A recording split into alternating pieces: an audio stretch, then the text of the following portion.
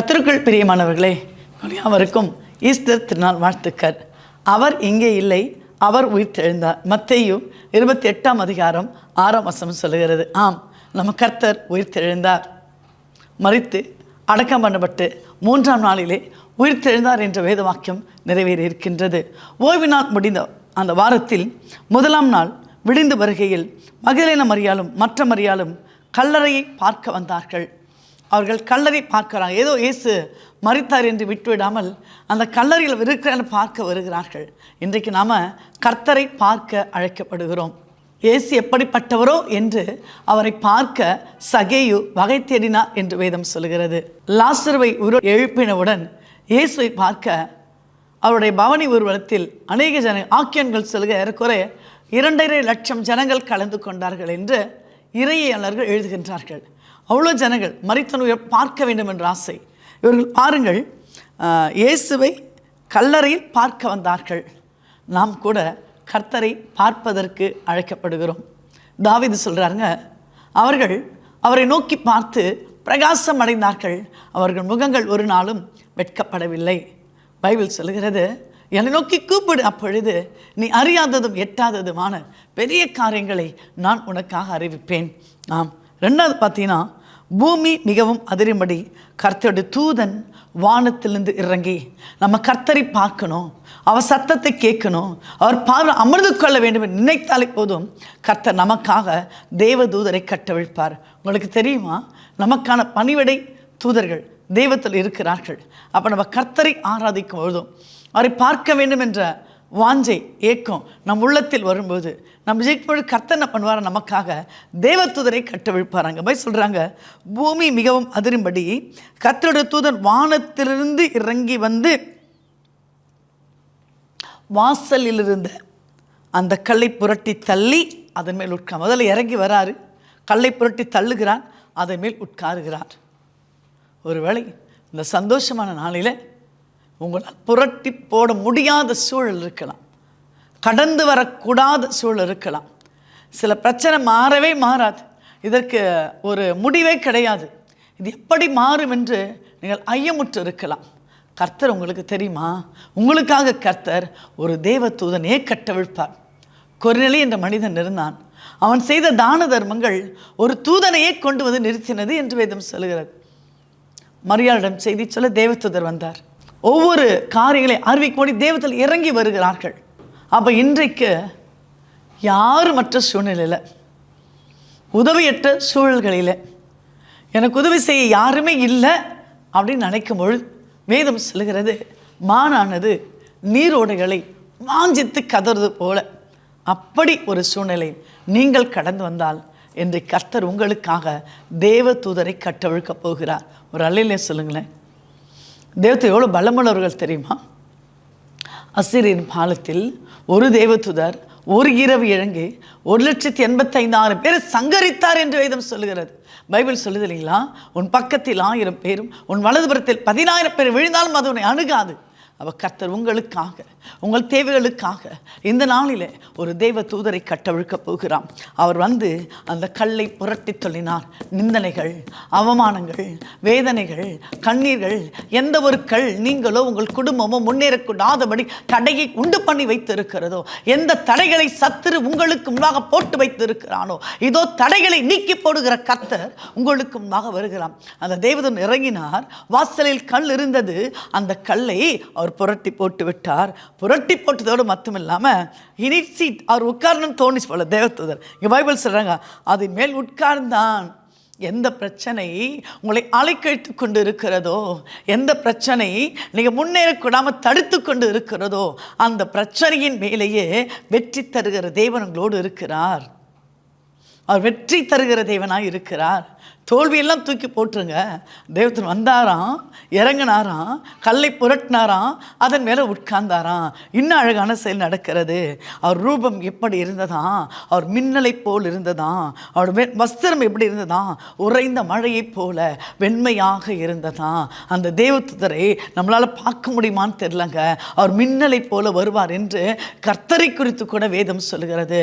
ஒருவேளை ஒரே ஒரு ஃப்ராக்ஷன் ஆஃப் செகண்டில் உங்கள் வாழ்க்கையை மாற்ற முடியும். உங்கள் வாழ்க்கை பாதையை மாற்ற முடியும். உங்கள் கவலைகளை எடுத்து போட முடியும். உங்கள் கண்ணீரை எடுத்து போட முடியும். உங்கள் வேதனை எடுத்து போட முடியும். உங்களுடைய அந்த தற்கொலை எண்ணங்கள் சிலர் அலைக்கழிக்குதில்ல, அந்த தற்கொலை எண்ணங்களுக்கு மேலே ஆவியான இறங்கும்போது ஒரு ஃப்ராக்ஷன் ஆஃப் செகண்ட் அந்த தேவதூதர் இறங்கின உடனே ஒரு வஸ்திரம் வெண்மையை போல் இருந்தது. இன்னொரு வஸ்திரம் சொல்லும், உறைந்த மழையை போல அது வெண்மையாக இருந்தது.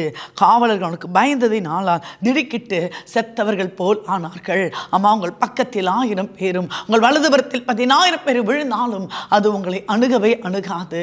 உன்னோடு போராடினவனை நீ தேடியுமே காணாதிருப்பாய். உன்னோடு யுத்தம் பண்ணின மனுஷர்கள் ஒன்றுமில்லாதபடி இல்பொருளாய் மாறி போவார்கள் என்று வேதம் சொல்லுகிறது. உன்னை தொடுகிறவன் கர்த்தருடைய கண்ணின் மணியை தொடுகிறான். உங்களை தொடுகிறவன் கர்த்தருடைய கண்ணின் மணியை தொடுகிறான். ஒருவேளை எல்லாரும் ஒரு கூட்டமாய் சேர்ந்து கொண்டாங்க, எல்லாம் மொத்தமாக கூடிக்கொண்டாங்க, ஒரே குரூப்பாக இருக்கிறாங்க, எனக்கு விரோதமாய் பேசுகிறாங்க, துரோகம் பண்ணுறாங்க அப்படின்னு நினைக்கிறீங்களா? ஆண்டவர் இறங்கும் போது, தேவதூதர் இறங்கும் போது காவலர்கள் அந்த அந்த அந்த காவல் காத்து இருக்கிறாங்களே அவங்கெல்லாம் திடுக்கிட்டார்கள், விழுந்தார்கள், செத்தவர்களை போல மாறினார்கள். கர்த்தர் உங்களை நேசிக்கிறாருங்க, உங்களை நேசிக்கிறார் சொல்கிற முதல் வசனத்தில் அவர்கள் அவரை பார்க்கும்படி போனார்கள். அவரை நோக்கி பார்த்தார்கள், நேசிங்க இருக்கிறார் பார்க்கும்படியாக போனார்களாம். அடுத்த வசனம் சொல்கிறது, தூதன் அந்த ஸ்திரீகளை நோக்கி, நீங்கள் பயப்படாதிருங்கள், ஃபியர் நான். ஒருவேளை அநேகருக்கு அநேக பயம், வாழ்வை குறித்த பயம், திருமணங்களை குறித்த பயம், வேலை குறித்த பயம், எதிர்காலத்தை குறித்த பயம், ஒரு நாளைக்கு என்ன நடக்குமோ அப்படின்னு அந்த பயம். சிலர் கற்பனை செய்து கற்பனையிலே பயந்து கொண்டு வாழ்ந்து கொண்டு இருக்கிறார்கள். ஆண்டவர் சொல்றாரு, பூரண அன்பு பயத்தை புறம்பை தள்ளும். இதே தேவதூதன் மரியாள் கிட்ட முதல் இறங்கலாம் சொல்லுவார், இதே தான் சொல்வார், பயப்படாதிருங்கள், ஃபியர் நாட், பயப்படாதிருங்கள். இதே வார்த்தை தான் தேவதூதர் சொல்ல பாருங்க. இன்னைக்கு ஆண்டவர் என்ன சொல்றாரு, அந்த தேவதூதர் வழியாக பயப்படாதிருங்கள், பயப்படாதிருங்கள். அவங்க பார்க்கணும் பயப்படுறாங்க, பயப்படாதிருங்கள். சிலுவையில் அறையப்பட்ட இயேசுவை தேடுகிறீர்கள். You are searching someone. நீங்கள் ஜீசஸ் என்ன பண்ணுறீங்க? தேடுகிறீர்கள். பைபிள் சொல்கிறது, தேடுங்கள் அப்பொழுது கண்டடைவீர்கள். சீக், நம்ம கர்த்தரை தேட அழைக்கப்படுகிறோம். முதலாவது அவரை பார்க்க அழைக்கப்படுகிறோம். இரண்டாவது கர்த்தரை தேட அழைக்கப்படுகிறோம். நீ என்னை தேடினால் நான் உனக்கு தென்படுவேன். நீ என்னை விட்டு விட்டேயாகில் நான் உன்னை விட்டு விடுவேன். நீ என்னை கனப்படுத்தினா நான் உன்னை கனப்படுத்துவேன். ஆண்டவர் பார்த்தீங்கன்னா எல்லா கண்டிஷன் பிளஸ்ஸிங்ஸ் தான் சொல்லியிருப்பார். நீ இதை செய்தால் நான் உனக்கு செய்வேன். முதலாவது பார்க்க அழைக்கப்படுகிற நாம், இரண்டாவது கர்த்தரை தேட அழைக்கப்படுகிறோம். அவரை நோக்கி பார்த்த முகங்கள் பிரகாசம் அடைந்தது என்று வேதம் சொல்லுகிறது. ஆசா கூட கர்த்தரை தேட ஒருமுகப்படுத்தினான். ஏசா கூட, அந்த யோசபாத் கூட தன் ஜனங்களை எல்லாம் ஒருமுகப்படுத்துகிற ஆண்டவரை தேடுவதற்கு அன்னால் கூட ஒரு நல்ல ஆலயத்தை தெரிந்து கொண்டு தன்னோட பாரங்களெல்லாம் கர்த்தர் மேல் ஊற்றினான். ஒருத்தரும் ஒரு இடத்தை தேடிக்கொண்டார்கள், தெரிந்து கொண்டார்கள். இன்றைக்கு நம்ம எந்த இடத்தை தெரிந்து கொள்ள போகிறோம்? ஆண்டவரை உம்மை தேடுவதற்கு நான் எனக்கு ஒப்பு கொடுக்கிறேன்னு சொல்வீங்களா? தேடுகிறீர்கள் என்று அறிவேன். அவர் சொல்ல, அவர் இங்கே இல்லை, தாம் சொன்னபடியே உயிர்த்தெழுந்தார். அவர் இங்கே இல்லை, ஏற்கனவே உயிரோடு இருக்கும்போது அவர் எதெல்லாம் சொன்னாரோ தாம் சொன்னபடியே அவர் உயிர் தெழுந்தார். இன்றைக்கு நாம உயிர் தெழுந்த இயேசுவை ஆராதிக்கிறோம், உயிர் தெழுந்த இயேசுவை தரிசிக்கிறோம். அந்த உயிரோடு எழுந்தவரை உயிர்ப்பிக்கிற வல்லமை நம் சரீரத்தில், ஆவியில, ஆத்துமத்தில் இறங்குகிறது. ஆவியானவர் புது பலனை தருகிறான். வேதம் சொல்கிறது, கர்த்தருக்கு காத்திருக்கிறவர்களோ புது பலன் அடைந்து கழுகுகளைப் போல செட்டைகளை அடித்து எழும்புவார்கள். தேடுங்கள், காத்திருங்கள், சென்று பாருங்கள். கர்த்தர் நமக்கு ஒரு புதிய பலனை தருகிறான், புதிய ஆஸ்வாத்தை தருகிறான், புதிய கிருபையை தருகிறான். ஒவ்வொரு நாளும் அவருடைய கிருபை புதியதான் இருக்கிறது, அவருடைய வார்த்தைகள் புதியதாக இருக்கிறது, அவருடைய வழி நடத்துதல் அது புதியதாக இருக்கிறது. அவர் இங்கே இல்லை, அவர் உயிர் தெழுந்தார். கர்த்தரை வைத்த இடத்தை பாருங்கள். முதல்ல அவங்க போய் பார்த்தாங்க. தேவதூதர் சொல்றாரு, அவர் வச்சிங்கல ஒரு இடம், அதை பாருங்கள். அவர் சீக்கிரமாய் போய் அவங்க சொல்றாங்க, அவர் மரித்தோன் எழுந்தார் என்று அவருடைய சீஷர்களுக்கு சொல்லுங்கள். அவர் உங்களுக்கு முன்னே கலிலேயுக்கு போகிறார், அங்கே அவரை காண்பீர்கள், இதோ உங்களுக்கு சொன்னேன் என்றால் நீங்கள் அவரை காண்பீர்கள். தேடுங்கள் அப்படின்னு சொன்னல, இந்த வார்த்தையில் தேவதூதன் சொல்றாரு, நீங்கள் அவரை காண்பீர்கள். ஆம், கர்த்தரை காணும்படியாய் அழைக்கப்படுகிறோம். கர்த்தர் ஆகாரின் கண்ணீரை கண்டார். ஆகாரின் கண்ணீரை கண்டு அந்த பிள்ளைக்கு துருத்து நிறைய அந்த தண்ணீரை நிரப்பும்படியாய் ஒரு நீரூற்றை அவர் காண்பித்தார். அவரை நம்ம காண அழைக்கப்படுகிறோம். அவரை காண அழைக்கப்படும் போது கர்த்தர் பாருங்க, இயற்கைக்கு மேலான அற்புதங்களை நமக்கு செய்வார். ஆகார் கூட பாருங்கள், ஒரு வனாந்திரம், ஒரு பாலைவனம். அவங்க முதல் போக தண்ணி இல்லை. ஆனால் கர்த்தர் ஆகாரின் கண்களை திறந்த பிறகுதான் அவங்க நீரூற்றி இருப்பதை கண்டு பிள்ளைக்கு தண்ணீர் கொடுத்து அந்த துருத்தை நிரப்பிக் கொள்கிறார்கள். ஒருவேளை நம்முடைய கண்கள் மறைக்கப்பட்டு இருக்கலாம், செவிகள் மறைக்கப்பட்டு இருக்கலாம். உங்களுக்கான ஆசீர்வாதம் முன்னாடி இருக்கிறது, ஆனால் தூர்க்கப்பட்டு இருக்கிறது. ஆபிரகாம் தோண்டிய துறவுகளை பெலிஸ்தர் தூர்த்து போட்டார்கள். அதே துறவுகளை மீண்டுமா ஈசாக்கு தோண்டின போது அங்கே நீரூற்றை கண்டார்கள். ஒருவேளை நான் முன்ன அப்படி இருந்தேன், முன்னமே நல்லா ஜெபிக்கிறவங்களா இருந்தேன், முன்ன துதிக்கிறவங்களா இருந்தேன், முன்ன ஆலயத்துக்கு செல்லுகிறா இருந்தேன், முன்ன எல்லாவற்றிலும் முதலாக இருந்தேன், முன்ன என் குடும்பம் அப்படி இருந்தது, முன்ன என் தொழில்கள் அப்படி இருந்தது, முன்ன என் வேலை அப்படி இருந்தது என்று முன்னே முன்னே முன்ன கம்பேர் பண்ணாதீங்க. ஆண்டவர் பாருங்க, ஆபிரகாம் தோண்டின துறவுகளை தூர்த்து போட்ட ஈசாக்கு தோண்ட ஆரம்பித்தார்ல, அங்கே அவர்கள் நீரூற்றுகளை கண்டார்கள். 3 நீரூற்றை, ஒன்று ஏசேக்கு, ஒன்று சித்னா, ஒன்று ரெகபத், 3 நீரூற்றுகளை அந்த ஈசாக்கின் வேலைக்காரர் தோண்டுகிறார்கள். உங்களுக்கு அநேக ஆசீர்வாதங்கள் இருக்கிறது. உங்கள் கண்கள் மறைக்கப்பட்டு இருக்கிறது. உங்கள் கண்கள் அந்த ஆசீர்வாதம் தூர்க்கப்பட்டு உங்கள் கண்களுக்கு தெரியாம அது தூர்க்கப்பட்டு இருக்கிறது. ஆனால் தேவதன் சொல்றாரு, அவங்கள பார்க்க சொல்றாரு. அவர் சொல்றாரு, அங்கே அவரை காண்பீர்கள், அவர் கண்கள் திறக்கப்படுகிறது, இதோ உங்களுக்கு சொன்னேன் என்றார். அவள் பயத்தோடும் சந்தோஷத்தோடும் கல்லை விட்டு சீக்கிரமாய் பெறப்பட்டு அவருடைய சீஷர்களுக்கு அறிவிக்க ஓடினார்கள்.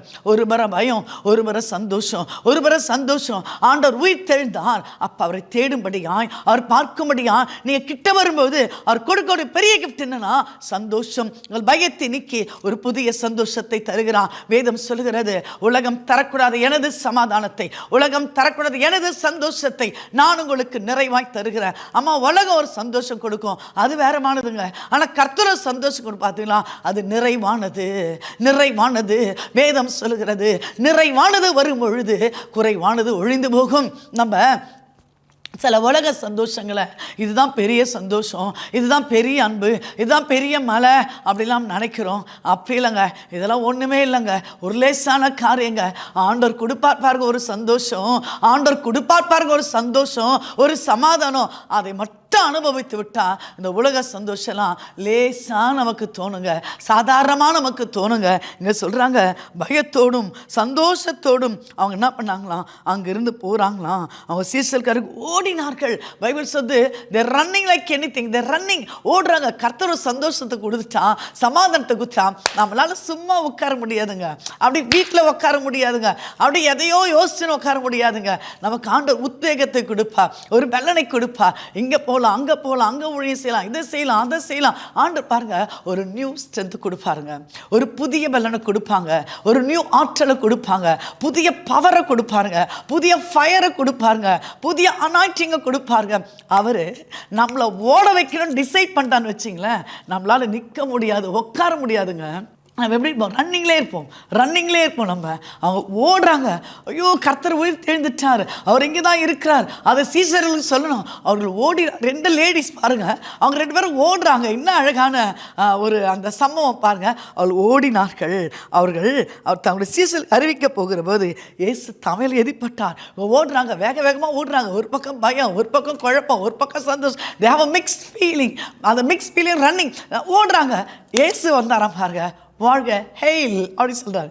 ஹெயில், வாழ்க, நீங்கள் வாழ்க. நீங்கள் மற்றவர்கள் வாழ்த்துறீங்களா? வாழ்த்துற சுபம் உங்களுக்கு இருக்குதா? வாழ்த்து இந்த சென்ஸ் நீங்கள் என்கரேஜ் பண்ணுறீங்களா? ஒரு சின்ன சின்ன விஷயத்தை வீட்டில் கூட இருக்கட்டும், ஹஸ்பண்ட் ஒய்ஃபாக இருக்கட்டும், பிள்ளைங்களாக இருக்கட்டும், வேலை வெளியில் ஆஃபீஸில் கூட இருக்கட்டும், நீங்கள் ஒரு பெரிய அதிகாரியாக கூட இருங்க, அந்த சின்ன வேலை செய்கிற ஒரு சக மனிதனை வாழ்த்துகிறீங்களா? என்கரேஜ் பண்ணுறீங்களா? ஓகே ஓகே, கோ ஹெட், நல்லா பண்ணீங்க, very good, keep it up அப்படி சொல்லணுமா? ஆண்டவர் பாருங்க, எதிர்பட்டு நீங்கள் எப்படி இருக்கிறீங்க, ஒரு நாங்கள் அழுதாங்கல்ல, ஆண்டவர் என்ன செய்யணும், அழாதீங்க, பயப்படாதீங்க அப்படி தானே சொல்லணும். ஆண்டவர் பாருங்க, சம்திங் டிஃப்ரெண்ட். நான் சொல்ல, ஹெய் வாழ்க. நம்ம சொல்ல, ஐ பிளஸ் யூ அப்படி சொல்லுவேன், காட் பிளஸ் யூ.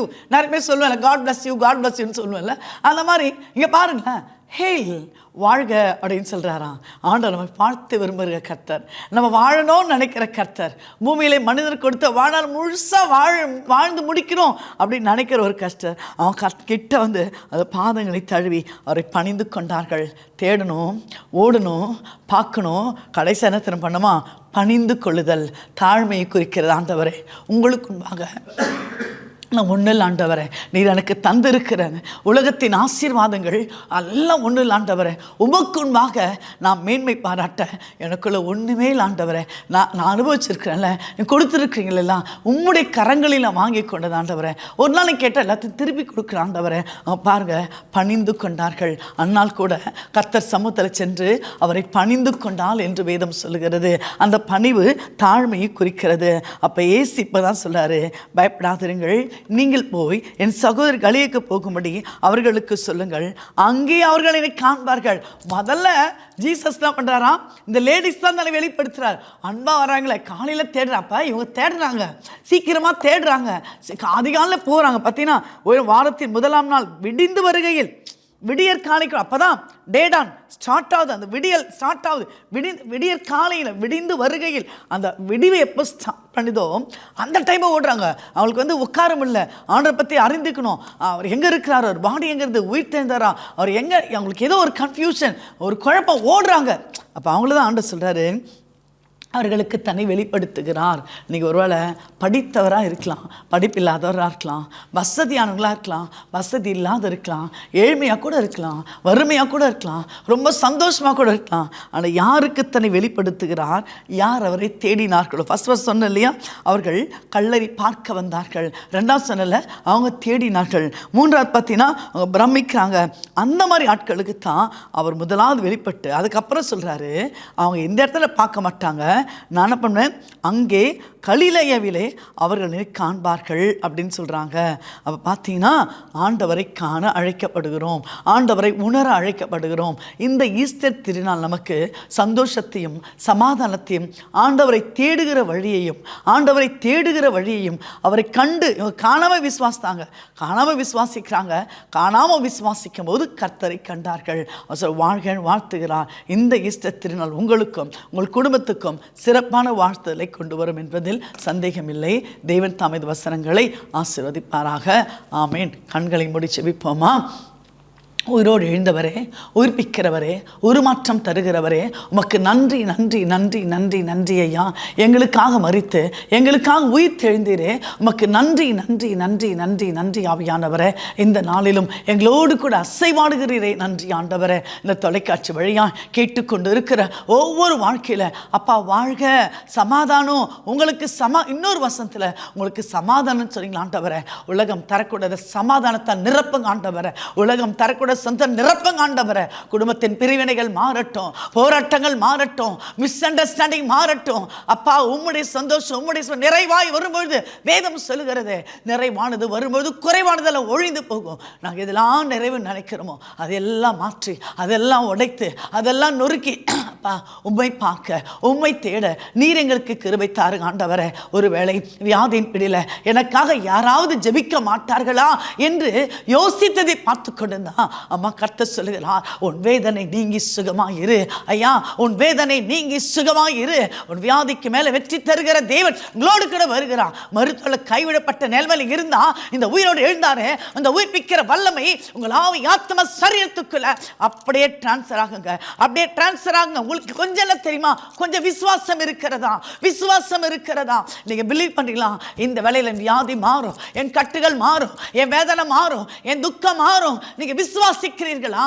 உங்கள் விசுவாசமே உலகத்தை ஜெயிக்கிற ஜெயம். நீங்கள் விசுவாசித்து பார்த்து கொண்டு இருக்கிற இதே வேளையில உங்க குடும்ப சூழல் மாறும், உங்கள் போராட்டங்கள் மாறும். உங்களுக்குள்ள ஆவியானவர் கிருபை செய்வார், கிருபையை செய்வார். அவர் உங்களை வாழ்க வாழ்க வாழ்த்துவாருங்க. அல்லேலூயா, அல்லேலூயா. இந்த தொலைக்காட்சி வெட்டி முன்னால இல்ல அந்த யூடியூப்ல யாரெல்லாம் பார்க்குறாங்களா ஆண்டவரே, அவர்களுக்கு மேல உயிரோடு எழுந்து உயிர்ப்பிக்கிற வல்லமை இறங்கட்டும், அந்த பவர் இறங்கட்டும், அந்த அனாயிண்டிங் இறங்கட்டும், அந்த கிருபைகள் இறங்கட்டும், ஆவிக்கிற வரங்கள் இறங்கட்டும். அந்நிய பாஷைகள், தீர்க்க தரிசனங்கள், கட்டுகளை உடைக்கிற வல்லமை, power of knowledge, power of wisdom ஒவ்வொருவருக்குள்ள, ஒவ்வொரு மகளுக்குள்ள, மகனுக்குள்ள, சகோதர சாரைக்குள்ள இயேசுவின் நாமத்தில் உரிமையாகட்டும் ஆண்டவரே. அவர் ரிசீவ் பண்ணிட்டு ஆண்டவரே, ரிசீவ் பண்ணிட்டு ஆண்டவரே. இதற்கு பிறகு நான் சந்தோஷமா இருக்கிறேன், சமாதானமா இருக்கிறேன். இதை கேட்கும் பொழுது என் சரீரம் சரீரம் மாறினது. இந்த செய்தி கேட்கும்போது, வார்த்தைகள் கேட்கும்போது, இந்த வார்த்தைகள் எனக்குள் கடந்து வரும்போது எனக்குள்ளே மாற்றங்கள், என் ஆர்கன்ஸ்ல மாற்றங்கள், எண்ணம், சிந்தனை, யோசனை மாற்றங்கள் வந்தது என்று ஆண்டவரே அநேகருமை கனப்படுத்த மகிமைப்படுத்த கர்த்தர் கிருபை தாரும். இந்த திருநாளில் ஆண்டவரே ஒவ்வொரு குடும்பத்தை ஆசீர்வதியும். ஒவ்வொரு தேவைகள், பொருளாதார தேவைகள் சந்திக்கப்படும்படி ஆசீர்வதிக்கிறோம். எங்களை தாழ்த்துகிறோம். எங்கள் கர்த்தர் பெரிய காரியங்களை செய்யுங்க. இயேசுவின் வழியாக கேட்கிறோம் ஜீவனுள்ள நல்ல பிதாவே. ஆமேன், ஆமேன், ஆமேன்.